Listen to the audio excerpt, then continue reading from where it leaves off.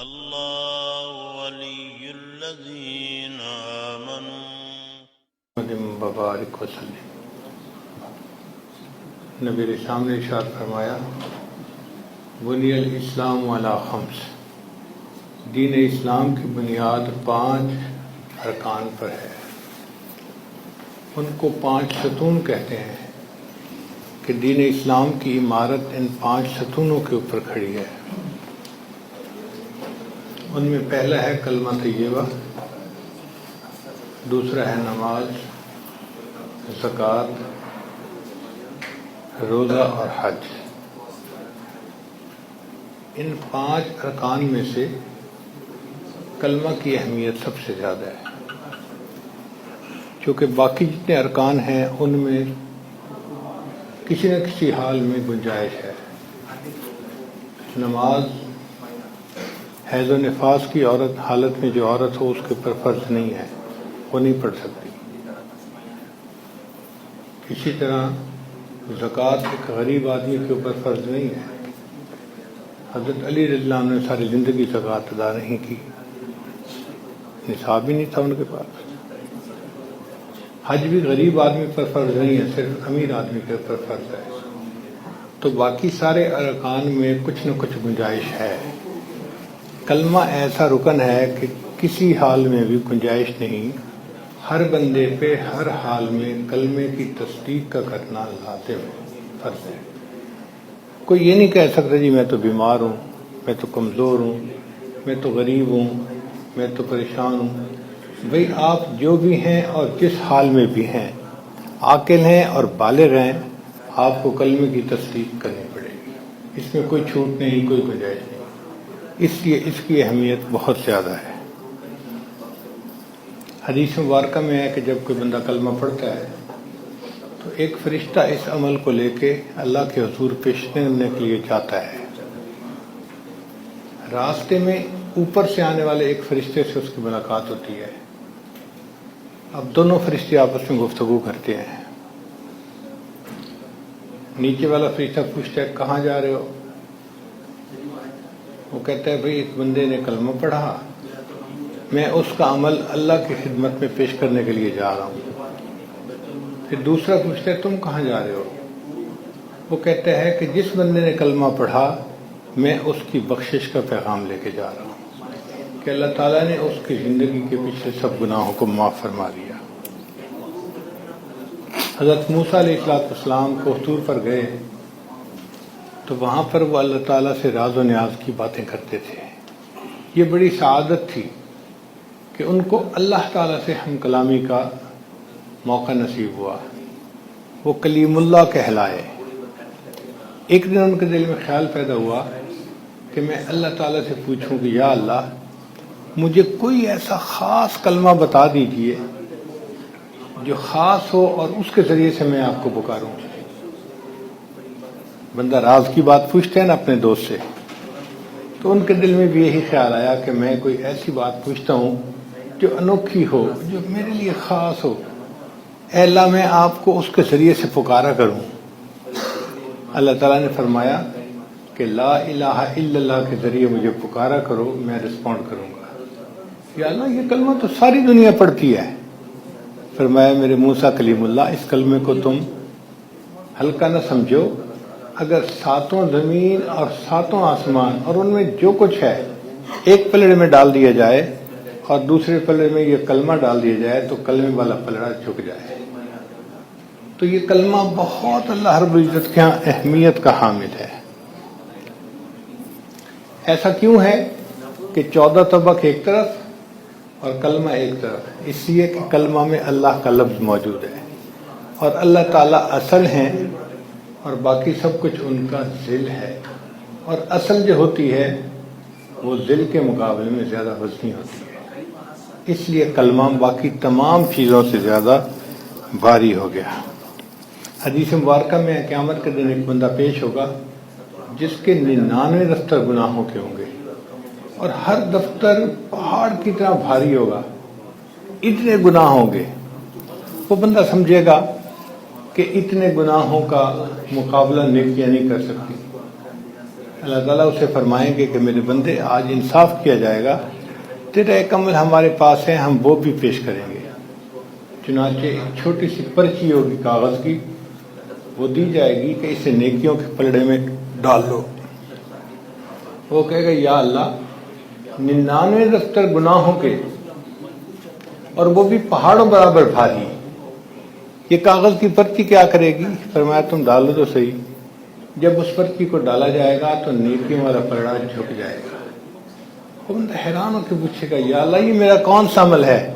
اللہ فرمائیں گے یہ تیرا کلمہ پڑھنے والا عمل ہے، اس کلمے کے سامنے کوئی گناہ بھاری نہیں ہو سکتا۔ تو اللہ رب العزت نے ہم پر احسان فرمایا کہ ہم نے اپنی زبان سے کلمہ پڑھا۔ یہ جو ہے نا لا الہ الا اللہ، اس کو کہتے ہیں نفی اثبات۔ لا الہ اس میں ہم انکار کرتے ہیں کہ کوئی معبود نہیں، اور الا اللہ جو ہے اس میں ہم اقرار کرتے ہیں کہ اللہ ہے، اس کے سوا کوئی نہیں، تو اس کو کہتے ہیں نفی اثبات۔ لا الہ الا اللہ، اس میں نفی اور اثبات دونوں ایک جگہ پر جمع ہے، یعنی انکار بھی جمع ہے اور اقرار بھی جمع ہے۔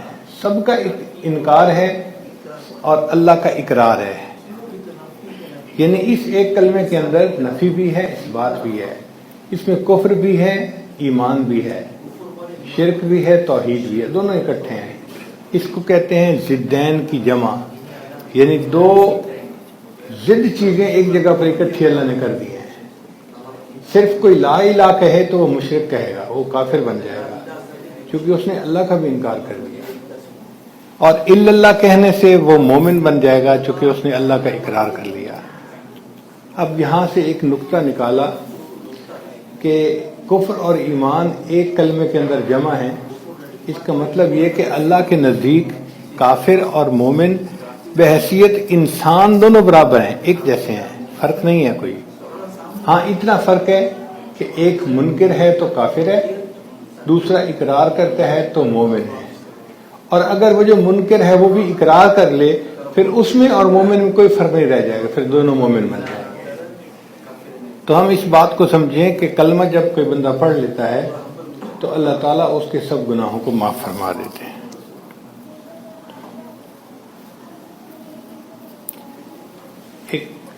ایک آدمی تھے، ان کا نام تھا دہیہ کلبی رضی اللہ تعالیٰ۔ قبیلہ بنو کلب تھا، بڑا قبیلہ تھا، بکریاں پالتے تھے، ہر گھر والے 200-400 بکریاں پالتے تھے۔ پورے قبیلے کے پاس اتنی بکریاں تھیں کہ اگر وہ کبھی باہر نکالتے تو 2 پہاڑوں کے درمیان کی پوری زمین اس سے بھر جاتی تھی۔ تو ان کے جو امیر تھے، نمبردار تھے، ان کا نام تھا دہیہ کلبی کے نام سے مشہور تھے۔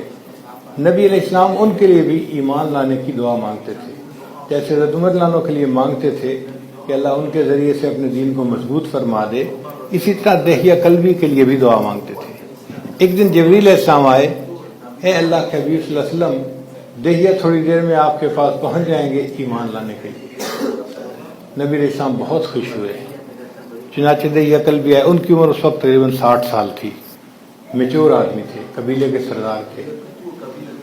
جب آئے تو نبی علیہ السلام نے ان کے لیے چادر بچھائی اور ان کو کہا کہ آپ اس میری چادر کے اوپر بیٹھیے۔ نبی علیہ السلام نے ارشاد فرمایا اذا اتاکم کریم قوم فاکرموہ، جب تمہارے پاس کسی قوم کا معزز بندہ آئے تم اس کا اکرام کرو، وہ کافر بھی ہو تو بھی اس کا اکرام کرو، اپنی قوم کا تو معزز ہے نا۔ تو دیکھو نبی علیہ السلام نے ہمیں اخلاقیات سکھائیں کہ تمہیں زندگی کیسے گزارنی ہے۔ دہیہ کلبی رضی اللہ تعالیٰ عنہ نے اس چادر کو سمیٹ لیا اور اس کو چوم کے آنکھوں سے لگایا، سر پہ رکھا اور کہا کہ اے اللہ کے حبیب، میں اس چادر کے اوپر نہیں بیٹھوں گا، میں ویسے بیٹھوں گا، میں تو آپ کی خدمت میں غلام بننے کے لیے آیا ہوں، مجھے کلمہ پڑھا دیجیے۔ نبی صاحب نے کلمہ پڑھا دیا۔ اس کے بعد دہیہ کلبی رضی اللہ عنہ نے ایک سوال پوچھا، میری 60 سال کی زندگی کے کیا سب گناہ معاف ہو گئے ہوں گے؟ تو نبی صاحب نے فرمایا ہاں ہو گئے ہوں گے، مگر دہیہ کلبی نے رونا شروع کر دیا۔ نبی صاحب نے پوچھا دہیہ رو کیوں رہے ہو؟ ٹپ ٹپ آنسو گر رہے تھے۔ اے اللہ کے حبیب صلی اللہ علیہ وسلم، کلمہ تو میں نے پڑھ لیا ہے، اور میری 60 سال کی زندگی کے باقی گناہ تو معاف ہو گئے ہوں گے، ایک گناہ ایسا ہے جس کے بارے میں مجھے تردد ہے، پتہ نہیں معاف ہوا کہ نہیں۔ نبی علیہ السلام نے فرمایا وہ کون سا ہے؟ میں اپنی قوم کا سردار تھا اور مجھے گھر میں بیٹی کے پیدا ہونے سے آر ہوتی تھی، میں نے اپنی قبیلے کی 70 لڑکیوں کو زندہ دفن کیا ہوا ہے، 70 لڑکیوں کو قتل کیا ہوا ہے، میں 70 معصوم بچیوں کا قاتل ہوں، کیا میرا یہ گناہ بھی معاف ہو گیا؟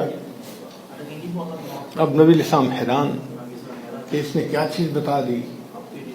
اسی میں حضرت جبریل علیہ السلام تشریف لائے اور انہوں نے آ کے کہا اے اللہ کے نبی وسلم انہیں کہہ دیجئے الاسلام یحدم ما کان قبلہ، کہ جب کوئی بندہ کلمہ پڑھ لیتا ہے پچھلی زندگی کے جتنے گناہ ہوتے ہیں اللہ سب گناہوں کو معاف فرما دیتا ہے۔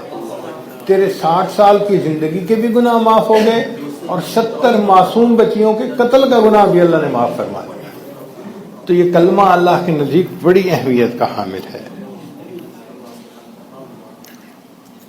علماء نے لکھا ہے کہ کلمے کے 12 حروف ہیں، لا الہ الا اللہ، اگر اس کے حرف گنے تو لا الہ الا اللہ کے 12 حرف بنتے ہیں۔ وہ فرماتے ہیں کہ 12 حروف والا یہ کلمہ پڑھنے سے اللہ تعالیٰ پورے سال کے 12 مہینوں کے گناہوں کو معاف فرما دیتے ہیں۔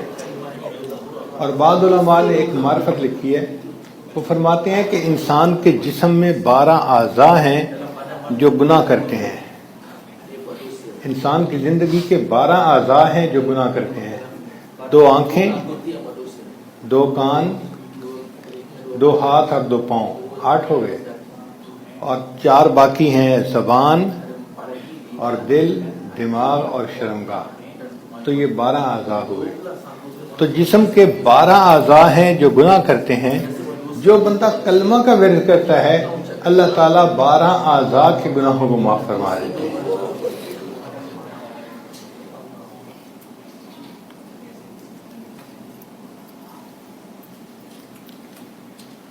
اس کلمہ میں جتنے حروف ہیں ان کو ہم اپنے تجوید کے علم میں جوفی کہتے ہیں، یعنی وہ سارے حروف جو ہیں وہ جوف دہن سے نکلتے ہیں، لا الہ الا اللہ۔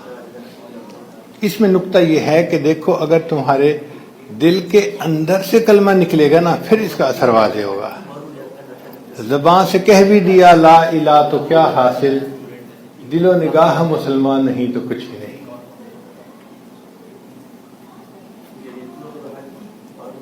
تو عرب ہے یا عجم ہے تیرا لا الہ الا، تو عرب ہے یا عجم ہے تیرا لا الہ الا، لغت غریب جب تک تیرا دل نہ دے گواہی، جب تک دل گواہی نہیں دے گا یہ لا الہ الا اللہ کے الفاظ کہنا لغت غریب کی مانند ہو جائے گا۔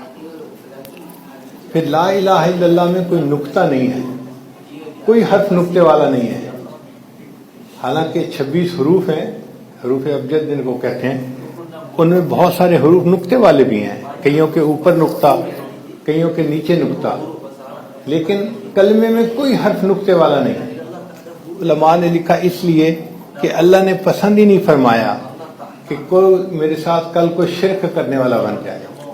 کلمہ ایک فالتو چیز ہوتی ہے نا جو ساتھ لگی ہوتی ہے، فرمایا میں اس کلمے میں کوئی ایسا لفظ حرف ہی پسند نہیں کرتا جس کے ساتھ کوئی چیز لگی ہوئی ہو، کل کو لوگ میری توحید کے ساتھ ہی دم چھلے لگا لیا کریں گے، اس لیے مجھے شرک بالکل پسند نہیں۔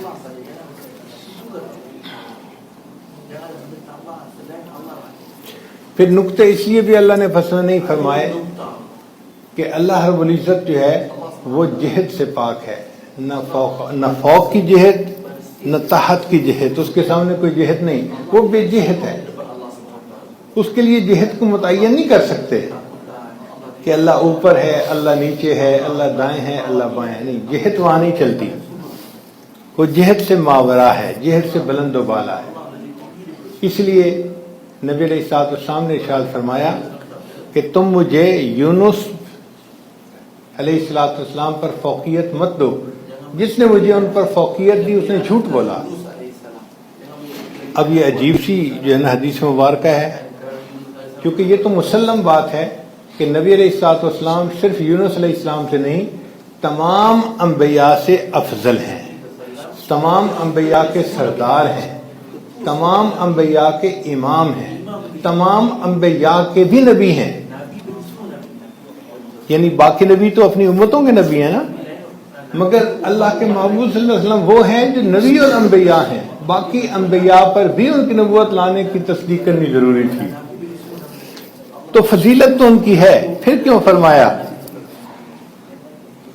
تو طالب علم کے لیے یہ عجیب سے نکتہ ہے. علماء نے اس کا جواب لکھا کہ وجہ یہ تھی کہ نبی علیہ الصلوۃ والسلام کو معراج میں اللہ نے عرش کی سیر کروائی، فوق کی سیر کروائی، اوپر کی سمت کی. لقد رأى من آیات ربہ الکبریٰ، انہوں نے اللہ کی آیات اور اللہ کی نشانیوں کو دیکھا. اور یونس علیہ السلام وہ پیغمبر ہیں جن کو اللہ نے مچھلی کے پیٹ میں ڈالا اور ان کو سمندر کے نیچے کی یعنی تحت کی جو جہت تھی نا، نیچے کی، اس کی سیر کروائی. اور چونکہ جیسے اوپر اللہ تعالیٰ کی آیات ہیں، سمندر کے اندر بھی اللہ کی نشانیاں ہیں، نبی علیہ السلام نے اس بات کو سامنے رکھ کے فرمایا کہ مجھے ان سے فوقیت نہ دو. مجھے اگر اللہ نے اوپر کی سیر عطا فرمائی تھی تو یونس علیہ السلام کو اللہ نے تحت الثری تک کی سیر عطا فرمائی. اس لحاظ سے ہم دونوں سیر کرنے میں برابر ہیں، ورنہ اللہ کے محبوب صلی اللہ علیہ وسلم کو ان کے اوپر فضیلت حاصل ہے.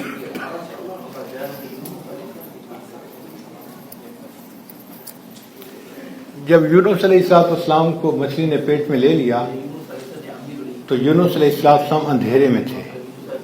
ایک رات کا اندھیرا، پھر ایک سمندر کے پانی کا اندھیرا، پھر مچھلی کے پیٹ کا اندھیرا، تو 3 اندھیرے تھے. اب اس میں وہ پریشان تھے کہ یا اللہ میں کہاں پہ پھنس گیا ہوں، اور نکلنے کی کوئی صورت نظر نہیں آتی تھی. اب اس جگہ پر انہوں نے اپنے رب کو پکارا، اور رب کو کیا پکارا؟ کلمہ ہی پڑھا، لا الہ الا انت سبحانک. ہم پڑھتے ہیں لا الہ الا اللہ. انہوں نے اللہ کا لفظ کہنے کے بجائے مخاطب کے صیغے میں الا انت کہہ دیا، لا الہ الا انت سبحانک انی کنت من الظالمین. اپنے خطا کا اقرار کیا اور اللہ سے معافی مانگی، اللہ مجھے معاف کر دیجیے. اللہ تعالیٰ نے مچھلی کو حکم دیا، مچھلی نے ان کو اپنے پیٹ سے نکال دیا. یعنی ان 3 اندھیروں میں سے اللہ نے ان کو نجات عطا فرما دی. اب نجات کا سبب کیا بنا؟ کلمہ بنا جو انہوں نے پڑھا تھا. تو علماء نے لکھا ہے اگر یہ کلمہ اس مچھلی کے پیٹ سے نجات کا سبب ان کے لیے بن گیا تھا تو ہمارے لیے بھی مچھلی کے پیٹ سے نجات کا سبب یہ کلمہ بن جاتا ہے. ہم لوگ بھی کبھی کبھی نا حالات کی مچھلی کے پیٹ میں پھنس جاتے ہیں. کاروبار ایسا لاک ہوتا ہے چلتا نظر نہیں آتا، گھر کی زندگی ایسی مچھلی بن جاتی ہے بندہ اس میں سے نکل نہیں پاتا. میں اس گتھی کو کیسے سلجھاؤں سمجھ نہیں آتی. کبھی قرض کی مچھلی کے پیٹ میں بندہ پھنس جاتا ہے، قرض سے نکلنے کی صورت نظر نہیں آتی، سمجھ نہیں آتی کہ میں ان حالات میں سے کیسے نکلوں. تو حالات بھی ایک مچھلی بن جاتے ہیں جنہوں نے اس بندے کو اپنی لپیٹ میں لیا ہوا ہوتا ہے. اب ان حالات سے کیسے نکلے؟ یا مرض مچھلی بن جاتی ہے، اس کو پیٹ میں لے لیتی ہے، بندہ اپنی مرض سے نکل ہی نہیں سکتا.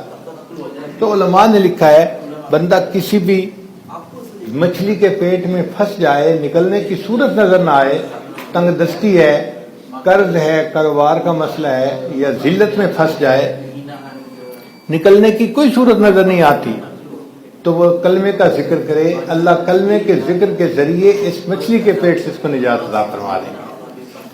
قرآن مجید میں اس کا ثبوت موجود ہے. اللہ تعالیٰ فرماتے ہیں کہ فلولا انہ کان من المسبحین، اگر یونس علیہ السلام میری تسبیح بیان نہ کرتے للبث فی بطنہ الی یوم یبعثون، قیامت تک کے لیے مچھلی کے پیٹ میں رہتے. تو یونس علیہ السلام بھی ایسے پھنسے تھے کہ قیامت تک مچھلی کے پیٹ میں رہتے. ہم بھی مچھلی کے پیٹ میں پھنسے ہوتے ہیں. اگر لا الہ الا اللہ کا ذکر کثرت سے کریں گے، اللہ حالات کی مچھلی کے پیٹ سے ہمیں نکال دیں گے، حالات کو اللہ چینج کر دیں گے، بہتر کر دیں گے. انسان کا جو قلب ہے اس میں 3 حرف ہیں، قاف، لام اور با. کاف پہ بھی نقطے ہیں اور با پہ بھی نقطے ہیں، لام پہ نقطہ نہیں ہے، لام خالی ہے. تو علماء نے لکھا کہ چونکہ قلب کا درمیان کا حرف خالی ہے، اپنے قلب کے درمیان میں خلا ہے، اس خلا کو اللہ کی یاد سے پورا کر لو تو تمہارا دل اللہ کی یاد سے منور ہو جائے گا. تو اللہ کو اپنے دل میں بسانے کی ضرورت ہے. قرآن مجید میں ایک جگہ ہے اللہ تعالیٰ فرماتے ہیں اذا الشمس کورت واذا النجوم انکدرت، کہ جب سورج گرہن لگ جائے گا اور ستارے بے نور ہو جائیں گے. قیامت کا دن جو ہوگا نا، اس دن ستاروں کی روشنی چھن جائے گی اور سورج گرہن لگ جائے گا. تو ایسا کیوں ہوگا؟ اس کی وجہ یہ ہے کہ اس دن اللہ کا نور ظاہر ہوگا. قرآن مجید میں ہے اللہ تعالیٰ ارشاد فرماتے ہیں وَأَشْرَقَتِ الْأَرْضُ بِنُورِ رَبِّهَا، اللہ تعالیٰ اس دن اپنا نور ظاہر فرمائیں گے. اللہ کا نور اصل ہے اور دنیا کی روشنی مجاز ہے. اور قاعدہ قانون یہی ہے کہ اذا ثبت الاصل تو بطل المجاز، کہ جب اصل ثابت ہو جاتا ہے تو مجاز جو ہے وہ پھر باطل ہو جاتا ہے. تو جو اللہ کا نور تھا، اصل تھا، وہ ثابت ہو گیا، اور جو باطل تھا، مجاز تھا، وہ سب باطل ہو گیا. اس لیے قیامت کے دن سورج، چاند، ان ستاروں کا نور جو ہے وہ ظاہر ہو جائے گا. کتابوں میں واقعہ لکھا ہے ایک بندے نے کچھ کنکریوں کو گواہ بنا کے کلمہ پڑھا. کسی بندے کو پتہ نہیں تھا، اس کے ہاتھ میں کنکریاں تھیں، اس نے کنکریوں کو گواہ بنا کے کلمہ پڑھا، فوت ہو گیا. کسی نے خواب میں دیکھا، سناؤ بھائی کیا بنا؟ کہتا ہے کہ میں نے کنکریوں کو گواہ بنا کے کلمہ پڑھا تھا، جب اللہ کے حضور پیشی ہوئی تو میری تو زندگی گناہوں سے بھری ہوئی تھی. فرمایا کہ اس کو لے جاؤ جہنم میں. اور جب فرشتہ مجھے جہنم کی طرف لے کر گیا تو ان کنکریوں نے دوڑنا شروع کر دیا، اور ہر کنکری جو ہے وہ جہنم کے دروازے کے اوپر چٹان بن گئی. اب فرشتہ پہنچا، وہ چاہتا ہے کہ دروازے سے مجھے جہنم کے اندر گرائے، مگر چٹان اتنی مضبوط ہے کہ وہ ہلتی نہیں ہے. فرشتے نے پورا زور لگایا، چٹان اپنی جگہ سے نہیں ہلی. بالآخر فرشتوں نے اللہ سے پوچھا یا اللہ کیا کریں؟ فرمایا کہ اگر جہنم کا راستہ کنکریوں نے بند کر دیا ہے پھر اس کو جنت میں لے جاؤ. تو اللہ تعالیٰ نے اپنی رحمت سے مجھے جنت عطا فرما دی. تو اگر ایک بندہ کنکریوں کو گواہ بنا کے کلمہ پڑھتا ہے، اللہ اس کو جنت عطا فرما دیتے ہیں. اگر کوئی بندہ اللہ کو گواہ بنا کے کلمہ پڑھے گا، اللہ تعالیٰ اس کو کیوں جنت عطا نہیں فرمائیں گے؟ اس لیے یہ کلمہ ایک بہت بڑی نعمت ہے. ہمیں چاہیے کہ ہم کثرت سے کلمے کو پڑھا کریں. ہم اتنا کثرت سے نہیں پڑھتے جتنی ضرورت ہے. ہمارے اکابر ہزاروں دفعہ ایک دن میں اس کلمے کا ورد کیا کرتے تھے، حتیٰ کہ کلمہ زبان پہ رواں ہو جاتا تھا، جاری ہو جاتا تھا. کلمے کو اتنا پڑھنا چاہیے کہ بے اختیاری میں زبان سے کلمہ نکل رہا ہو. یعنی بندہ نیند بے ہوش ہو تو زبان سے کلمہ نکلے. جب اتنی کثرت سے پڑھیں گے تب موت کے وقت انسان کی زبان سے کلمہ جاری ہوگا.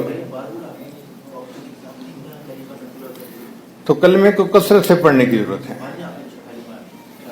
حدیث مبارکہ میں ہے اللہ رب العزت نے ملک الموت کے ماتھے کے اوپر کلمہ لکھوایا ہے.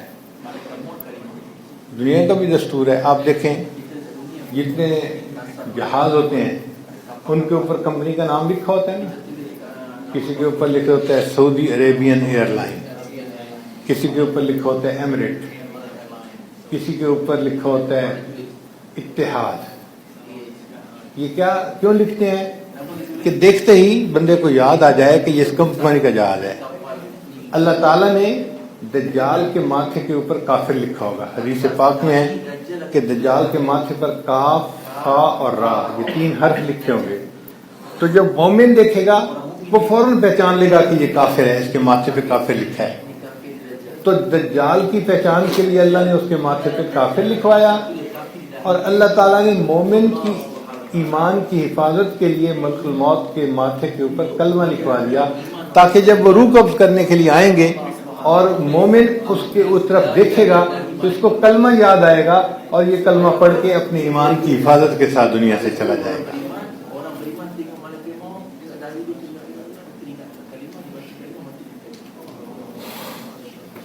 حدیث پاک میں ہے کہ جب انسان کلمہ پڑھتا ہے تو ایک ستون ہے نور کا عرش کے سامنے، وہ ہلنا شروع کر دیتا ہے. اللہ تعالیٰ اس سے پوچھتے ہیں کہ ستون تو کیوں ہل رہا ہے؟ کہتا ہے یا اللہ جس نے کلمہ پڑھا ابھی تک اس کی بخشش نہیں ہوئی، جب تک بخشش نہیں ہوگی میں ہلتا رہوں گا۔ اللہ تعالیٰ اس نور کی سفارش کرنے پر کلمہ پڑھنے والے کے گناہوں کی بخشش فرمائے گے۔ علماء نے لکھا ہے بھئی وہ نور کا ستون کیا ہے؟ انہوں نے فرمایا کہ وہ کلمہ ہے، چونکہ اللہ قرآن مجید میں فرماتے ہیں مثل کلمۃ طیبۃ کشجرۃ طیبۃ اصلھا ثابت وفرعھا فی السماء۔ یہ کلمہ جو ہے نا یہ شجر طیبہ کی مانند ہے، اس کی جڑیں تو ہیں تحت الثری میں اور اس کی شاخیں اوپر آسمان میں ہیں۔ تو یہ نور کا ایک ستون ہے، کلمہ پڑھنے سے یہ نور کا ستون ہلتا ہے اور بندے کے گناہوں کی بخشش کروا دیتا ہے۔ اس کلمے کی برکت لکھتے ہوئے امام ربانی مجدد ثانی رحمۃ اللہ نے عجیب بات لکھی ہے اپنے مکتوب میں۔ وہ فرماتے ہیں کہ صرف ایک مرتبہ پڑھنے پر اللہ تعالیٰ ساری مخلوق کے تمام گناہوں کو معاف کرنے تو بھی گنجائش رکھتا ہے۔ صرف ایک مرتبہ کلمہ پڑھنے پر اللہ ساری مخلوق کے تمام گناہوں کو معاف کرنے تو بھی گنجائش موجود ہے۔ کلمہ بھی کیا عجیب نعمت ہے، سبحان اللہ۔ ایک مرتبہ کلمہ پڑھنے پر اللہ ساری مخلوق کے سب گناہوں کو معاف فرما سکتے ہیں۔ تو بھئی ہمارے گناہ کیوں نہیں معاف ہو سکتے؟ ہم بھی پڑھیں اور اپنے گناہوں کو اللہ سے معاف فرمائیں۔ کتابوں میں لکھا ہے کہ جو کلمہ گو بندے گناہ گار ہوں گے ان کو جہنم میں بھیجا جائے گا، مگر جہنم میں ان کا پورا جسم جلے گا، دو اعضاء نہیں جلیں گے، ایک دل نہیں جلے گا اور ایک زبان نہیں جلے گی۔ کیوں؟ اس لیے کہ دل میں کلمہ ہوتا ہے اور زبان سے کلمہ کا اقرار ہوتا ہے۔ تو دو چیزیں چونکہ کلمے کے ساتھ وابستہ تھی، اللہ تعالیٰ نے اس گنہگار مومن کی ان دو چیزوں کو جہنم میں جلنے سے بھی محفوظ فرما دیا۔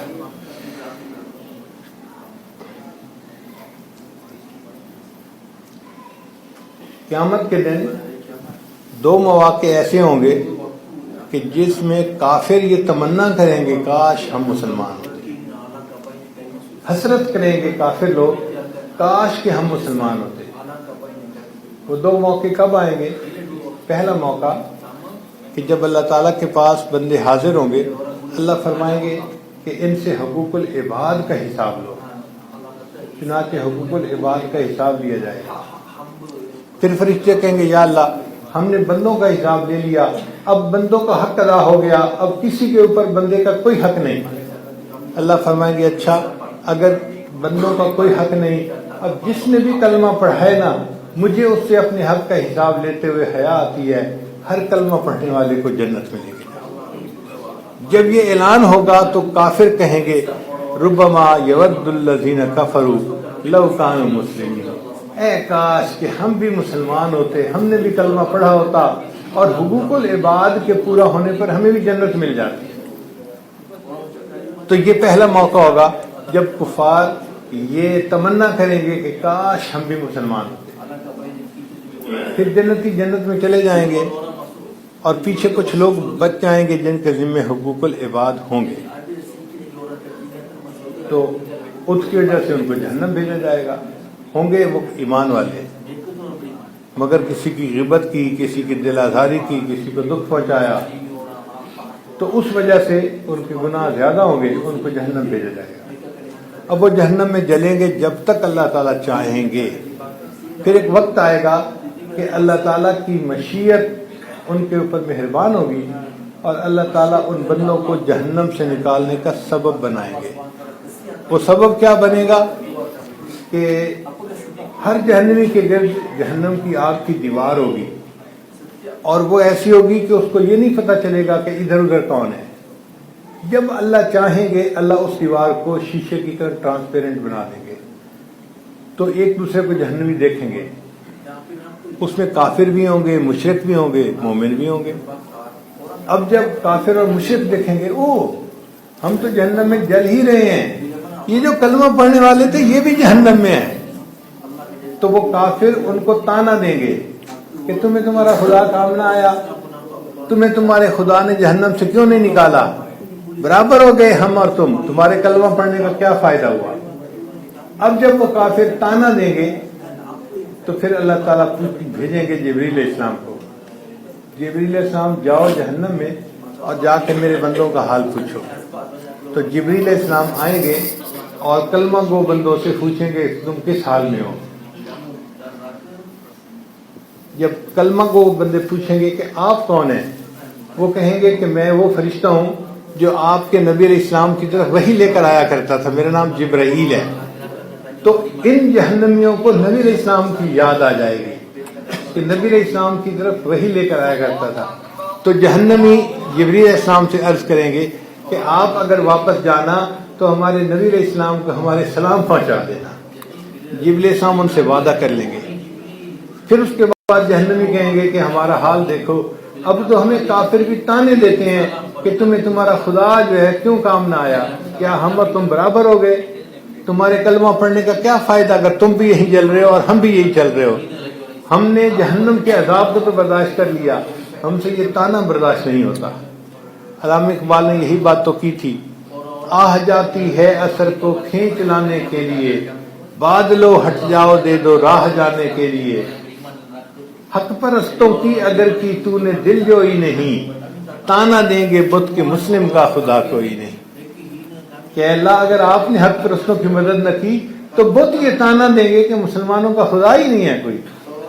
تو یہی بات وہاں ہوگی کہ کافر کہیں گے کہ مسلمانوں تمہارا کلمہ تمہیں کام نہ آیا، ہمیں اس سے بہت تکلیف ہے، بس آپ جا کے نبی علیہ السلام کو ہمارا سلام پہنچا دینا. چنانچہ جبریل علیہ السلام جہنم کو دیکھ کے آئیں گے اور نبی علیہ السلام کی خدمت میں ان کا پیغام پہنچائیں گے. تو نبی علیہ السلام کو علم ہوگا کہ میرے ابھی کچھ امتی ایسے بھی ہیں کہ جو جہنم کے اندر ہیں. تو نبی علیہ السلام اللہ تعالیٰ کی بارگاہ میں فریاد کریں گے، یا اللہ آپ میرے ان امتیوں کے اوپر رحمت کی نظر فرما دیجئے اور ان کے لیے بخشش کی سبیل کر دیجئے. اللہ تعالیٰ فرمائیں گے میرے محبوب جس کی آپ شفاعت کریں گے میں اس سب کی جو ہے وہ بخشش فرما دوں گا. تو نبی علیہ السلام پھر جنت سے چلیں گے جہنمیوں کی بخشش کے لیے اور جنت میں اعلان کروا دیں گے ایمان والوں کو، بھائی اگر آپ بھی کسی کی سفارش کرنا چاہتے ہیں تو میرے ساتھ آئیں. تو جیسے برات چلتی ہے نا، آگے دلہا ہوتا ہے اور پیچھے برات والے لوگ ہوتے ہیں، یہ جنتیوں کی طرف سے ایک بارات چلے گی جس کے دلہا اللہ کے پیارے حبیب صلی اللہ علیہ وسلم ہوں گے اور پیچھے سارے جنتی ہوں گے. یہ آ کے جہنمیوں کو دیکھیں گے اور جس میں سے جو کسی کو پہچانتا ہوگا وہ اس کی سفارش کرے گا اور جس کی جو بھی سفارش کر دے گا اللہ ان سب کے گناہوں کو معاف کر کے ان کو جہنم سے نکال دیں گے. یہ دوسرا موقع ہوگا کہ جس وقت کافر یہ کہیں گے ربما یود الذین کفروا لو کانوا مسلمین، اے کاش کہ ہم بھی مسلمان ہوتے. اتنے گناہوں کے باوجود اب صرف کلمہ پڑھنے کی وجہ سے ان مسلمانوں کو جہنم سے نکال دیا گیا. تو پھر اس کے بعد جہنم میں کوئی کلمہ پڑھنے والا نہیں ہوگا. پوری زندگی میں ایک مرتبہ اگر کسی نے کلمہ پڑھا ہوگا اس کو بھی اللہ تعالیٰ جہنم سے نکال دیں گے اور جہنم میں صرف وہ لوگ رہ جائیں گے جو کلمے کے منکر ہوں گے. تب احساس ہوگا کہ کلمہ پڑھنے کا اللہ کے ہاں کیا مقام ہے. اللہ کے پیارے حبیب نے ایک مرتبہ دعا مانگی، اے اللہ میری امت کا حساب میرے ذمہ کر دیجیے، قیامت کے دن اپنی امت کا حساب میں خود لے لوں گا. اللہ تعالیٰ نے پوچھا میرے محبوب صلی اللہ علیہ وسلم آپ یہ کیوں دعا مانگ رہے ہیں؟ اے اللہ میں اس لیے مانگ رہا ہوں کہ قیامت کے دن میری امت کے گناہ باقیوں کے سامنے نہ کھلے، ان کے سامنے کھلنے سے مجھے شرمندگی ہوگی. اللہ نے فرمایا میرے محبوب صلی اللہ علیہ وسلم آپ شرمندگی سے نہ ڈریے، ہم آپ کے امتیوں کے گناہ اس زندگی میں معاف کر کے ان کو قیامت کے گناہوں سے صاف کر کے کھڑا کر دیں گے تاکہ آپ کی امت کے گناہ باقی انبیاء اور ان کی امتوں کے اوپر کھلے ہی نہیں. خار ہیں بدکار ہیں ڈوبے ہوئے ذلت میں ہیں جو بھی ہیں آقا تیرے محبوب کی امت سے ہیں. تو اللہ کے محبوب صلی اللہ علیہ وسلم کی امت میں سے ہیں اور کلمہ پڑھنے والے ہیں. اس کلمے کی برکت سے اللہ تعالیٰ قیامت کے دن ہمیں گناہوں کو معاف فرما دیں گے اور ہمیں اپنے مقبول بندوں میں جگہ عطا فرما دیں گے. اس لیے اس کلمے کو جنت کی چابی کہا گیا ہے. کلمہ جو ہے مفتاح الجنہ، جو بھی کلمہ پڑھے گا جنت میں جائے گا. علماء نے لکھا ہے کہ اگر یہ چابی ہے تو پھر نیک عملوں کا کیا فائدہ ہوا؟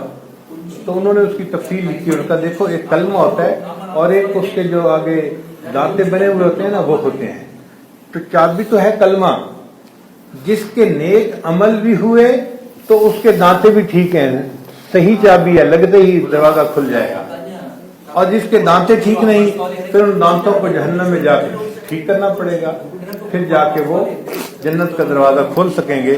لیکن یہ بات پکی ہے کہ جس نے بھی کلمہ پڑھا ایک دفعہ پوری زندگی میں, کبھی نہ کبھی ایسا وقت آئے گا اس کلمے کی برکت سے اللہ تعالیٰ اس کو بھی جہنم سے نجات عطا فرمائیں گے اور وہ بھی جنت میں جانے والا بن جائے گا. اللہ تعالیٰ ہمیں ساری زندگی اس کلمے کی مشق کرنے کی, اس کو بار بار پڑھنے کی, اپنے دل میں اتارنے کی توفیق عطا فرمائے. وآخر دعوانا ان الحمدللہ رب العالمین.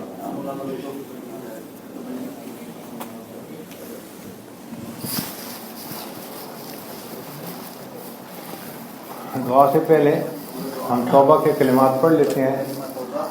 دل میں نیت کر لیجئے کہ ہم پچھلے گناہوں سے سچی پکی توبہ کر رہے ہیں اور آئندہ نیکوکاری کی زندگی گزارنے کا دل میں ارادہ کر رہے ہیں. الحمدللہ وکفیٰ وسلام علی عبادہ الذین اصطفیٰ اما بعد. یہ کلمات سچے دل کے ساتھ پڑھیے. بسم اللہ الرحمن الرحیم. لا الہ الا اللہ, لا الہ الا اللہ, محمد الرسول اللہ, محمد رسول اللہ. آمنت باللہ آمنت باللہ وملائکتہ وملائکتہ وکتبہ وکتبہ ورسلہ ورسلہ والیوم الآخر والیوم الآخر والقدر خیرہ والقدر خیرہ وشرہ وشرہ من اللہ تعالی من اللہ تعالی والبعث والبعث بعد الموت. بعد الموت. آمنت باللہ آمنت باللہ کما ہوا کما ہوا باسمائہ باسمائہ وصفاتہ وصفاتہ وقبلت وقبلت جمیع جمیع احکامہ احکامہ اقرار باللسان اقرار باللسان وتصدیق بالقلب. وتصدیق بالقلب. اشہد ان لا الہ اشہد ان لا الہ الا اللہ الا اللہ واشہد واشہد ان محمدا ان محمدا عبدہ ورسولہ. عبدہ ورسولہ. استغفر اللہ ربی استغفر اللہ ربی من کل ذنب من کل ذنب واتوب الیہ واتوب الیہ برحمتک برحمتک یا ارحم الراحمین. یا ارحم الراحمین. ان کلمات کو پڑھنے سے ہم تو بتائے ہو چکے ہیں. چند معمولات ہیں جن کو باقاعدگی سے کریں گے تو اللہ تعالیٰ دل کو منور کرے گا. ان میں پہلی چیز ہے 100 مرتبہ استغفار پڑھنا روزانہ. استغفر اللہ ربی من کل ذنب واتوب الیہ. دوسرا ہے 100 مرتبہ درود شریف پڑھنا. اللہم صلی علی سیدنا محمد وعلی آل سیدنا محمد وبارک وسلم. تیسرا ہے قرآن مجید کی تلاوت روزانہ کرنا. چوتھا ہے چلتے پھرتے ہر وقت دل میں اللہ کو یاد کرنا. اور پانچواں ہے مراقبہ کرنا. مراقبہ کا طریقہ یہ ہے کہ جب آپ نماز پڑھ کے فارغ ہوں ایک مرتبہ دن میں ایک مرتبہ رات میں اللہ سے لو لگا کے بیٹھیں کہ اللہ کی رحمت آ رہی ہے, دل میں سما رہی ہے, دل کی ظلمت اور سیاہی دور ہو رہی ہے اور میرا دل اللہ اللہ اللہ بول رہا ہے. انشاءاللہ یہ 10-15 منٹ کا مراقبہ دل کو منور کرے گا. اللہ کی محبت دل میں بھر جائے گی اور اللہ تعالیٰ کی محبت آپ کو محسوس ہوگی. اللہ تعالیٰ ہمارے دل کو بھی اپنی محبت سے لبریز فرما دے. تھوڑی دیر کے لیے مراقبہ کی مشق کر لیجیے. آنکھوں کو بند کر لیجیے, سر کو جھکا لیجیے. دنیا اور جو کچھ دنیا میں ہے اس سے ہٹ کٹ کے اللہ کی یاد میں ڈوب جائیے.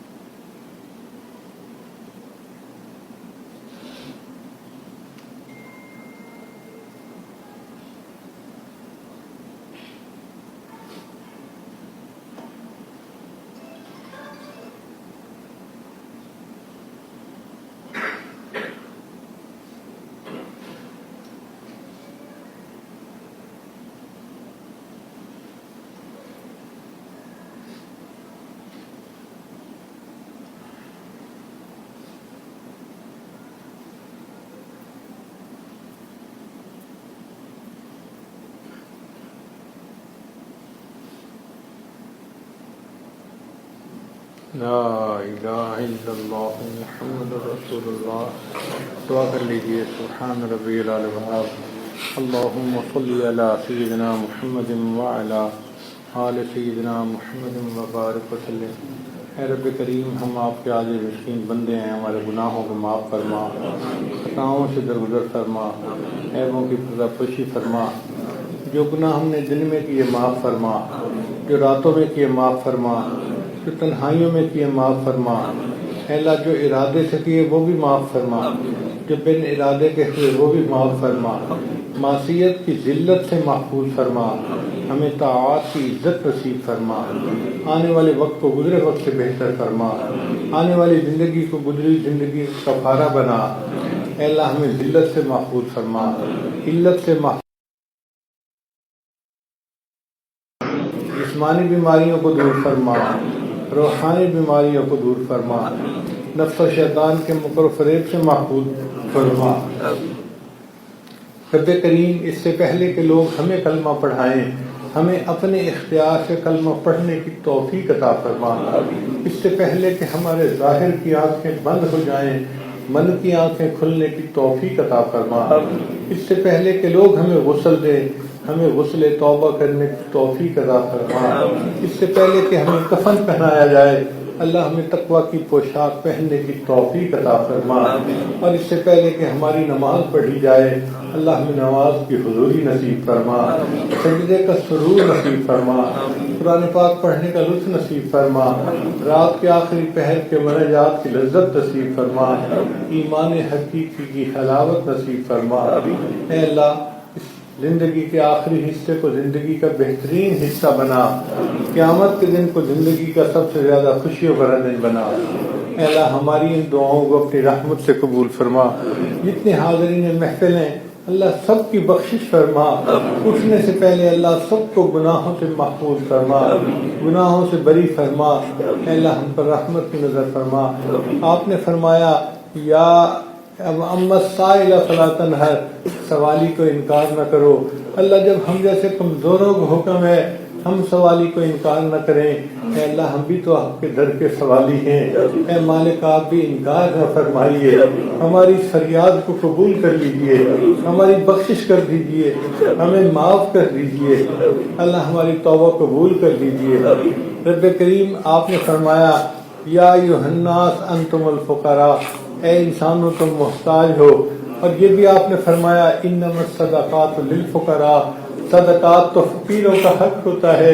اللہ، جب ہم فقیر ہیں اور صدقات فقیروں کے لیے ہوتے ہیں، اللہ ہمیں اپنی کریمی کا صدقہ دے دیجئے، اپنی رحیمی کا صدقہ دے دیجئے، اپنی ستاری کا صدقہ دے دیجئے، اپنی غفاری کا صدقہ دے دیجئے. اللہ، ہم نے دنیا میں دیکھا ہے امیر لوگ غریبوں پر بڑی بڑی رقمیں خرچ کر دیا کرتے ہیں. اے اللہ، آپ ہمیں ہدیے میں جنت عطا فرما دیجیے. اللہ، ہمیں اپنے عملوں پہ بھروسہ نہیں ہے. اے اللہ، آپ کی رحمت پہ یقین ہے. آپ اگر ارادہ فرما لیں تو معاملہ آسان ہو جائے گا. اے اللہ، مہربانی کا معاملہ کر لیجیے. ہم عاجز مسکینوں کے لیے جنت کا ارادہ فرما لیجیے. اللہ، ہمیں اپنے مقبول بندوں میں شامل کر لیجیے. رب کریم، ہمیں اپنے اے اللہ محبت سے دلوں کو بھر دیجئے، تقوی کی زندگی عطا فرما دیجئے. اے اللہ، عبادت والی زندگی عطا فرما دیجئے. جو دین کا کام کر رہے ہیں، اللہ سب کی محنتوں کو قبول فرما. اے اللہ، ہمارے مشائخ علماء جو دین کا کام کر رہے ہیں، ان کے سائے ہمارے سروں پر دراز فرما. اے اللہ، ہمارے کچھ علماء مشائخ پچھلے دنوں میں اللہ دنیا سے رخصت ہو گئے. اے اللہ، ان کی آگے کی منزلوں کو آسان فرما، اپنے قرب کے اعلیٰ ترین درجات عطا فرما. اور اے اللہ، ہمیں ان کے بعد ان کی اس جدائی کے اے اللہ صدمے کے اوپر اجر عطا فرما، اور ہمیں ہدایت نصیب فرما، بھٹکنے سے محفوظ فرما، نفس اور شیطان کے مکر و فریب سے محفوظ فرما.